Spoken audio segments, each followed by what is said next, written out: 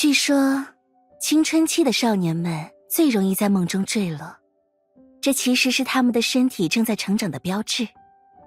当绝望的终点如期而至，他们会惊讶地感知到床铺的柔软，继而开始庆幸那恐怖的经历不过是无害的幻觉。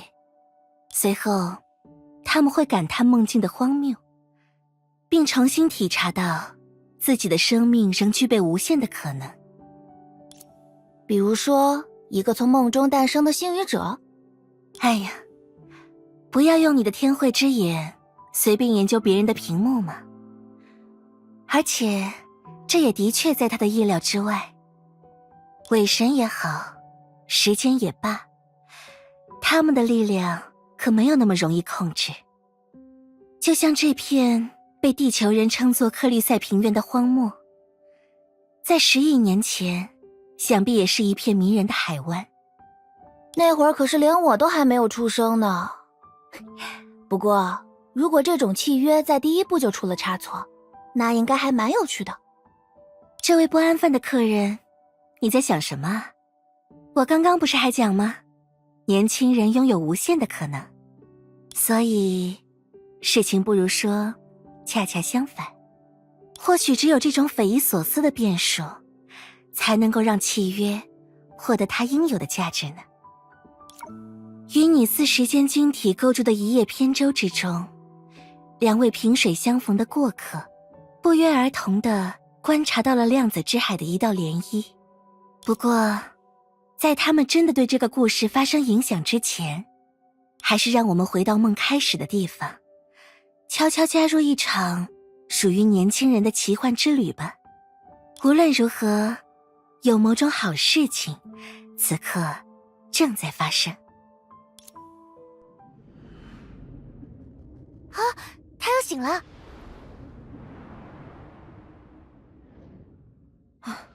看来我们不用太过担心。能少一个人拖后腿，总归是好事。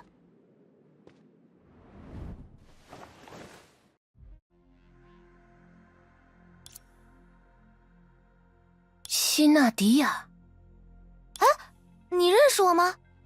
我也不确定，但我们应该刚刚在梦里见过一面。啊！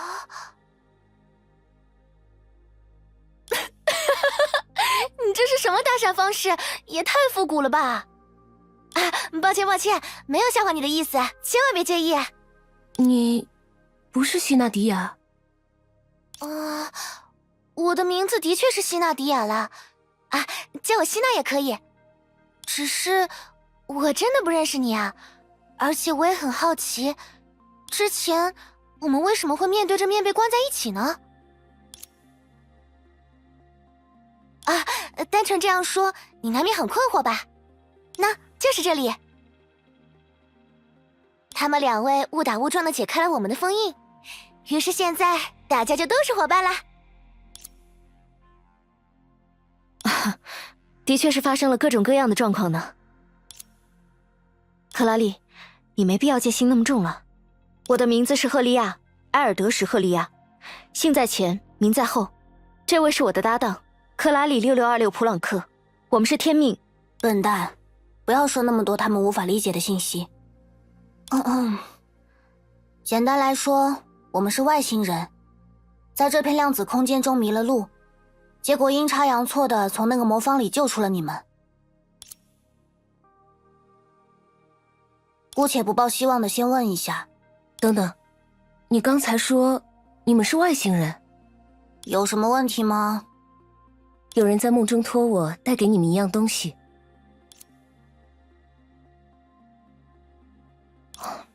这是什么？啊，我想起来了，他们是星之环，对吧？你不是……他们不叫星之环吗？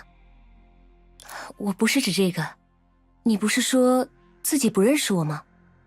啊，你为什么要这么问？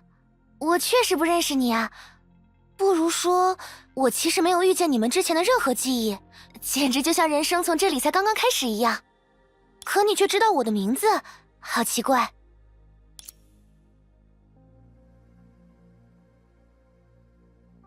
多多怪事。但你提到希纳迪亚，提到星之环的样子，的确不像在撒谎。的确，语言自动翻译系统的附加观测数据支持这一点。嗨，寻梦者根本没有理由骗我们嘛！而且说到星之环，那可是与天上的星座相对应的。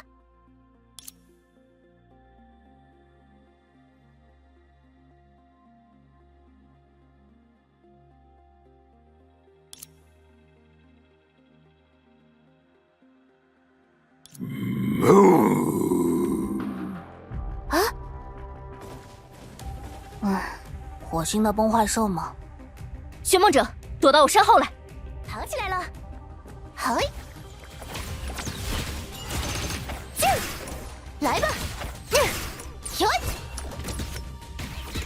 别！这那别动！嘿，交给我吧。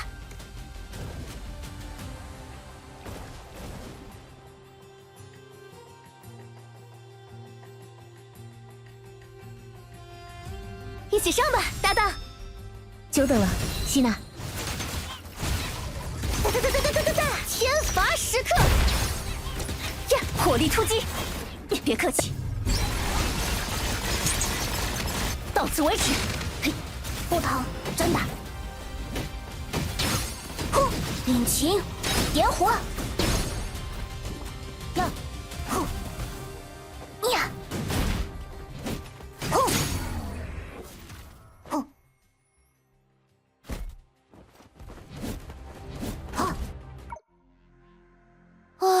吓我一跳，还好这些突然出现的怪物没什么本事。他们真不是你招来的？啊，原来是这样吗？所以我是所谓招来厄运的体质，那还真是让人有点伤心啊。请不要把别人的玩笑当真。不过，说到刚才的星之环，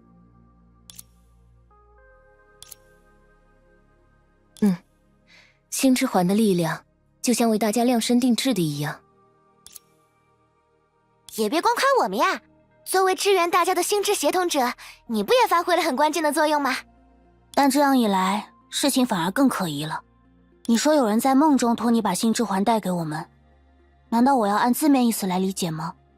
这一点我也搞不懂。不久之前，我只是一如往常的上床睡觉，结果就梦到了死亡的星球，以及之后一连串的事情。我倒很希望弄明白，自己为什么会在这片未开拓的数据之海当中醒来。数据之海，是这片量子空间的特有名字吗？怎么了？没什么。不过你刚才提到的死亡星球，保险起见，可以帮我们画出它的样子吗？我们有纸和笔。没问题。不过我画技可能不太好。大致就是这样。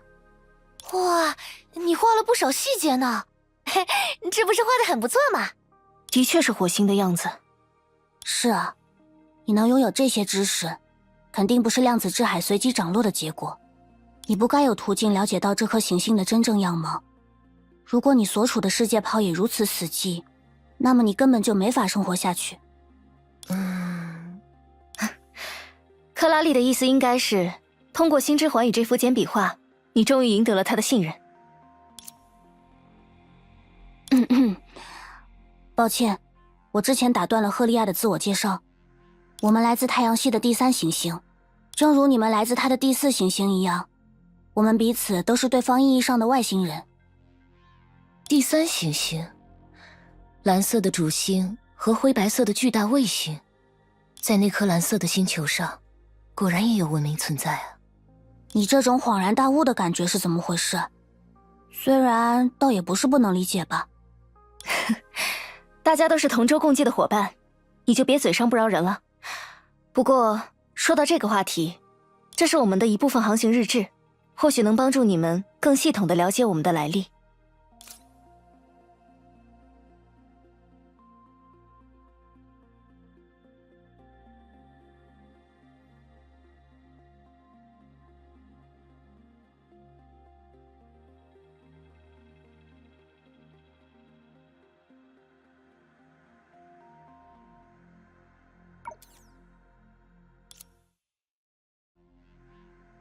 总之，我们现在的行动目标应该是类似的。大家身边的谜团虽多，但此地也确实不宜久留。喂，你给我站住！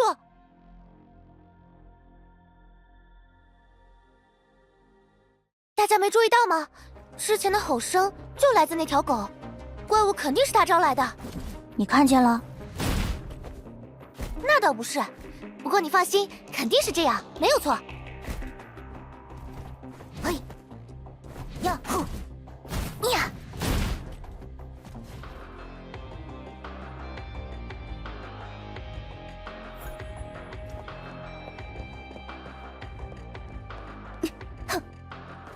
出发吧！嘿，无论何时，都要保持警惕。啊！别想跑！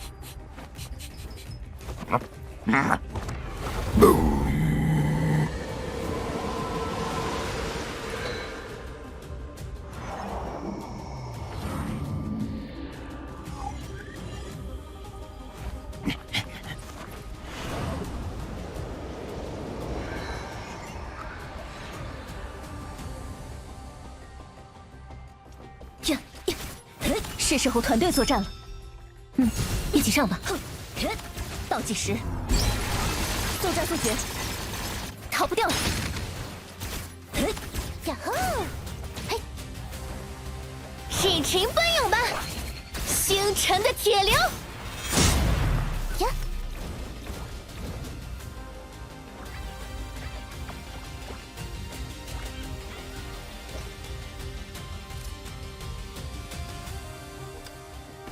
好呀，我来搞定，锁定目标。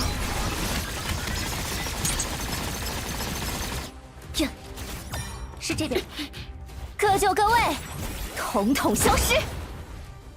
溜到我了，好，不是，耶！哇，真惨！嘿，呀！引擎点火！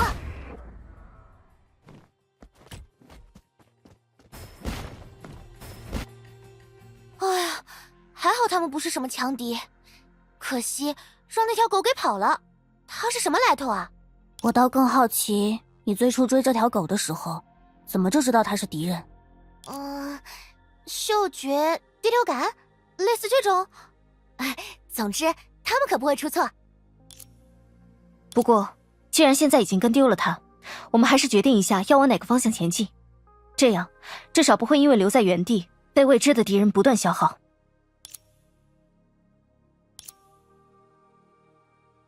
那可没人知道。不过，你们其实也只能接受由我，大魔王克拉丽女士给出的答案。哼哼哼哼哼！啊，原来已经有答案了吗？好吧，看来你们都没什么幽默感，我还是就事论事吧。具体方法省略不谈，当前我们唯一能测量的有效信息是量子市井，也就是现在困住我们的这种空间，它的能量梯度。大家可以把这种天然陷阱想象成一个洞穴，洞穴中的溪流在沿着地势蜿蜒流动。如果我们是水中的鱼，那么只要跟随水流不断前进，就一定有办法离开这个洞穴，不然洞穴本身应该早就被水填满了才对。也就是说，只要我们并未处于无尽深渊的底部，那么沿着量子市井的能量梯度不断前行，我们总能找到离开当前空间的机会。就像人沿着墙走，总归能走出平面迷宫一样。到那时，我们或者有办法返回火星在本征世界的表面，或者有办法进入某个未知的世界泡，比如寻梦者自己的家乡。总之，结果不确定，但过程很确定。量子的事情总是这样。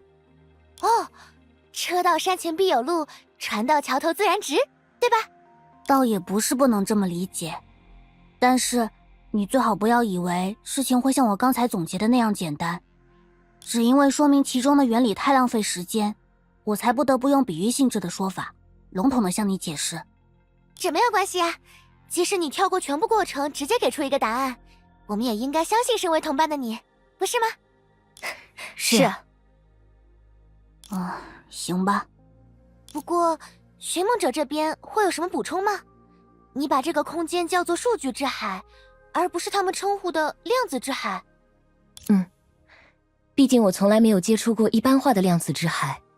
如果用我过去在课本上学到的知识来解释，我们的行星在100年前已经遭受了大崩坏的侵蚀，而靠着某些奇迹，我的家乡才得以延续至今，在数据之海的包围中，侥幸延续着自己的存在。大崩坏导致的量子化，类似地球的中烟之茧在毁灭世界时造就的那些世界泡吗？寻梦者，你的通信器。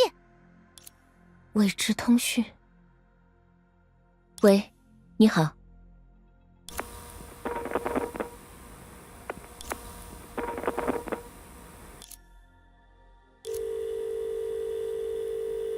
奇怪，就这样断了。到底是什么人呢？如果是敌人，应该不至于这么拐弯抹角。或许只是因为这里的空间比较特殊，导致外界无法和我们建立稳定的联系。这么说来，我们好像也只能一边前进，一边等待对方的下一次联络了。如果是你的熟人就好了，不过目前看来也只能再等等了。或许在这方面，万能的科拉利大魔王也能帮到我们。那你们就别磨蹭了。能量梯度的方向是这边，准备出发吧。喂，呀，刚才那是无人机吗？个人便携式预警机，寒武纪534。除预警功能之外，也可以充当信号中继使用，不然你就只能保持着把通信器高举过头之类的愚蠢姿势来增强信号了。来了。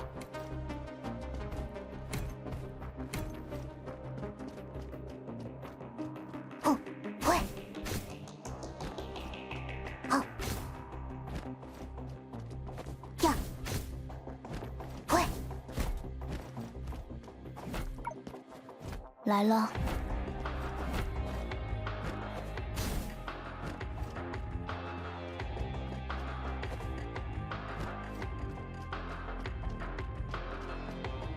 随时待命，别客气，惊喜来了！空中接力呀，一起上吧，搭档！久等了，希娜。别！雷光起芒！哼，尝尝来自星辰的脉冲！接招！时机正好，你会喜欢的。到此为止。呀，在那别动！哦，呀，嘿，5、4、1！喂，看这里！没事了。呀吼！哈，进！哒！走你！哈！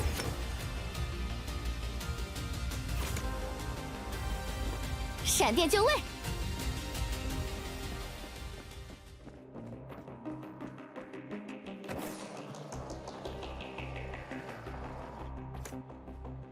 一鼓作气，出发！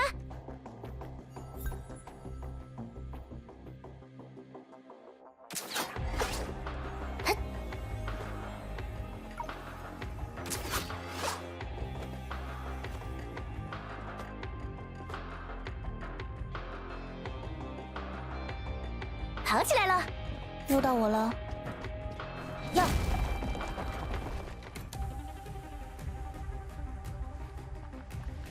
又来这招！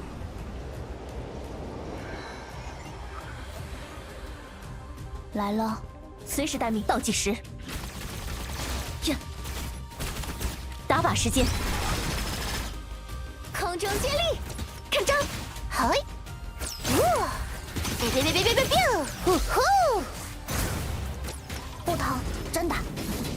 有了，动！嘿，火力出击，蓄能完毕。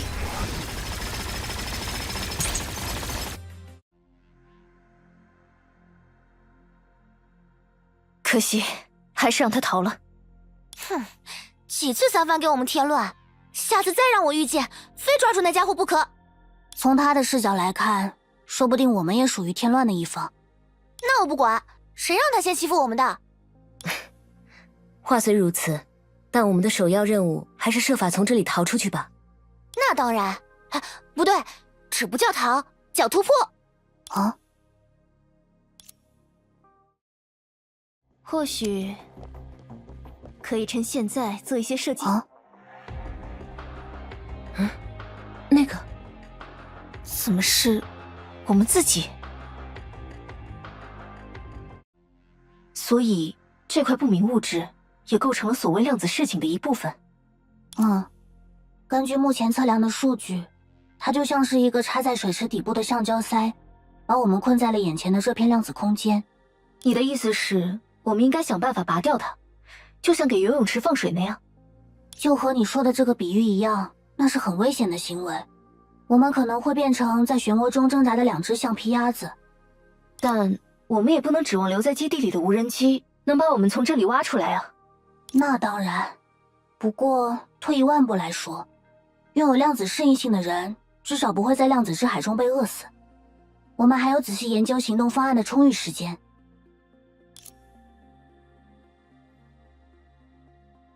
好烫！烫！等等，仪表的读数，你对它做了什么？我可什么都没有做。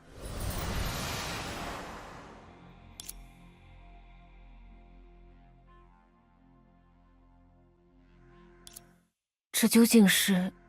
我不知道这种影像是什么，但它的确记录了我们发现你们时的经历。那个魔方先是发热，随后释放出耀眼的光芒，在之后，你们2位就出现了，一人占据一半，像胎儿一样蜷缩在里面。哦，从外面看起来原来是这样的，好可惜，怎么没有准备？不然就可以把它拍下来了。唉，别搞错重点。刚发生没多久的一件事，就在我们自己的眼前被量子之海复现出来，会随机发生这种事的概率未免也太低了。所以，或许这也是空间异常的一部分。显而易见，而且和你们2个也脱不开关系。一个从石头里蹦出来，一个从梦境里掉出来。单就这一点来说，我还真不知道你们俩究竟谁更可疑一些。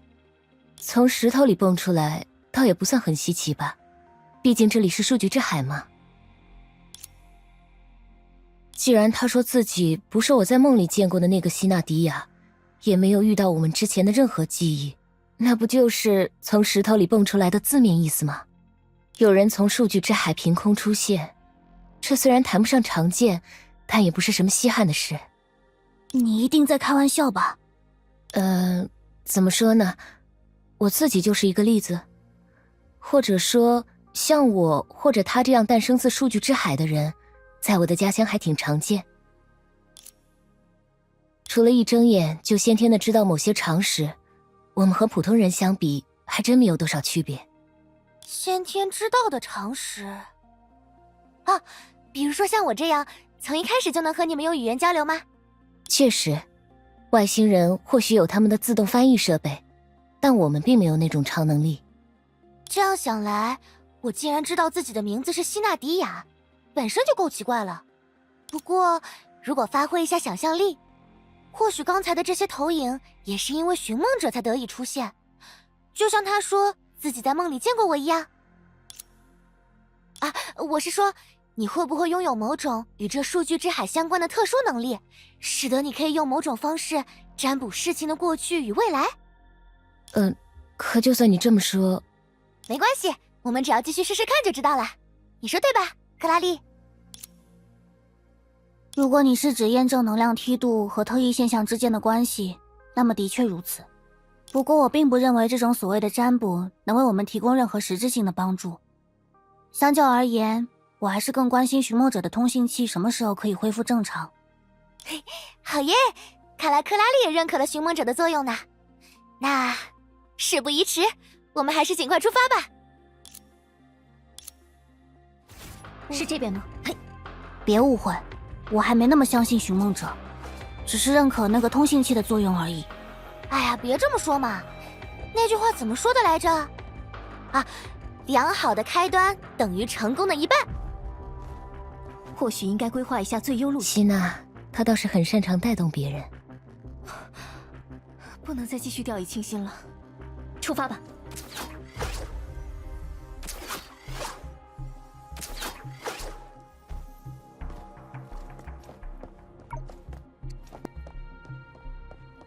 啊，又是刚才的那种投影。多尼格尔，你仍然执着于理解我吗？这没有意义，你只是一条狗而已。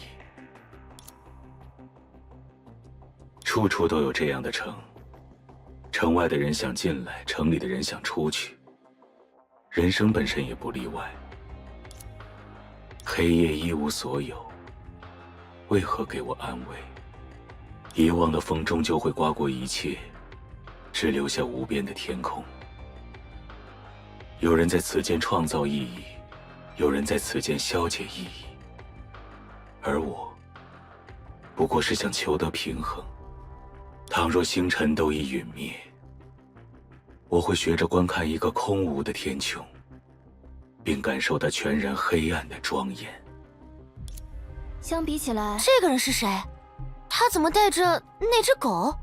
你问我，我问谁？等等，那边又是……怎么样？这次能联系上吗？陈学姐。是你认识的人吗？她是……还是不行啊。如果尝试其他频段，不对，根据现场勘查的结果，他失踪的时候只携带了随身版通信器，尝试额外的频段并没有多少意义。虽然从通信器最后的心跳信号上可以推断，这孩子的去向只可能是数据之海，可是按这个趋势，如果是数据之海的深处，再想找到他，就有如大海捞针。这个尖峰是什么？10时17分48秒。系统曾短暂接通过他的通信器，消失了。你的熟人，而且看上去正在找你。他叫陈雪，是我的前辈，和我在同一位老师的门下研究数据之海。当然，我还只是个菜鸟。先别管这些了，你通信器上现在是什么时间？上午10点29分。为什么要问？刚才的通信记录，上午10点17分。恭喜你，在量子之海赶上了现场直播。而如果运气足够好，算了，还是先做到第一步再说吧。擅自期待可是最糟糕的预期管理。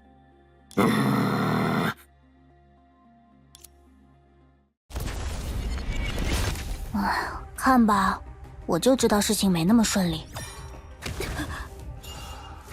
你会喜欢的。是时候团队作战了。一起上吧。站那别动！哈！引擎，点火，加足马力，撞过去！呀哼！天罚时刻！哼，尝尝来自星辰的脉冲，接招！我来搞定。你会喜欢的。逃不掉了。出发吧。哼，别客气，惊喜来了。嘿，空中接力！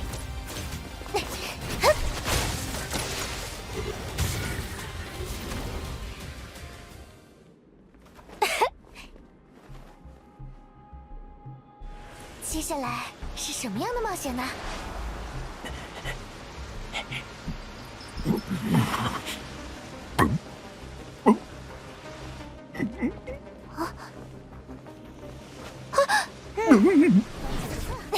别想跑！要出发吗？